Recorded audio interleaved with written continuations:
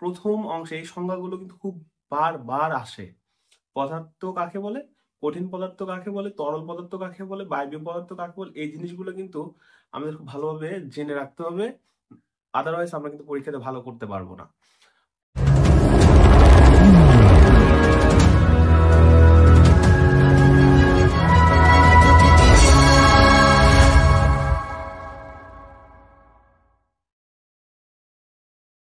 আসসালামু আলাইকুম।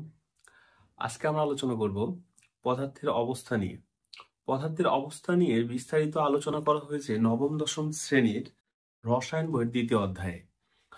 আর আমরা এই দ্বিতীয় অধ্যায় রসায়নের দ্বিতীয় অধ্যায়ের প্রথম অংশটুকু আলোচনা করব, অর্থাৎ পদার্থের অবস্থা, পদার্থ কত প্রকার, কঠিন পদার্থ, তরল পদার্থ এবং কি বায়বীয় পদার্থ। এই তিনটা পদার্থ বিস্তারিত আমরা জানার চেষ্টা করব সংজ্ঞা সহ। তাহলে আমরা আগে প্রথমে বুঝতে হবে পদার্থ কাকে বলে। যার নির্দিষ্ট ভর আছে, আয়তন আছে এবং কি জায়গা দখল করে তাকেই পদার্থ বলে। আয়তনটা আমরা স্পেসিফিক্যালি বাদ দিতে পারি, কারণ আয়তনটা শুধু তরল পদার্থের ক্ষেত্রে। যে বস্তুর নির্দিষ্ট ভর আছে এবং জায়গা দখল করে তাকেই পদার্থ বলে।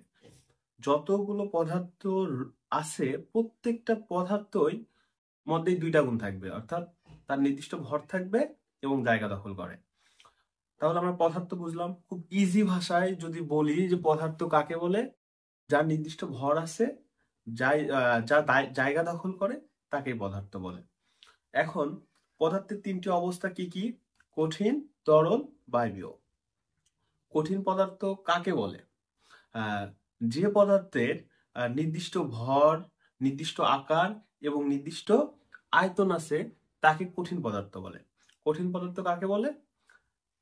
যে পদার্থের নির্দিষ্ট ভর, নির্দিষ্ট আকার এবং নির্দিষ্ট আয়তন আছে তাকে কঠিন পদার্থ বলে। খুব ইজি কিন্তু, অর্থাৎ আমাদের প্রথম অংশে এই সংজ্ঞাগুলো কিন্তু খুব বারবার আসে। পদার্থ কাকে বলে, কঠিন পদার্থ কাকে বলে, তরল পদার্থ কাকে বলে, বায়বীয় পদার্থ কাকে বলে, এই জিনিসগুলো কিন্তু আমাদের খুব ভালোভাবে জেনে রাখতে হবে। আদারওয়াইজ আমরা কিন্তু পরীক্ষাতে ভালো করতে পারবো না।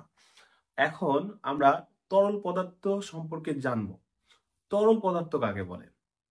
যে পদার্থের নির্দিষ্ট ভর আছে এবং আয়তন আছে কিন্তু নির্দিষ্ট কোনো আকার নেই তাকেই তরল পদার্থ বলে।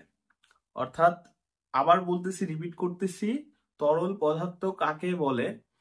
যে পদার্থের নির্দিষ্ট ভর আছে, নির্দিষ্ট আয়তন আছে কিন্তু নির্দিষ্ট কোনো আকার নেই তাকেই তরল পদার্থ বলে।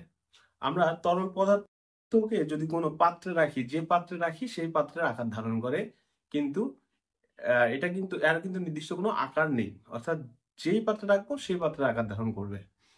আবার তরল পদার্থের উদাহরণ তো অনেক আছে, অর্থাৎ আমরা বলতে পারি পানি, যে কোনো তরল, লিকুইড।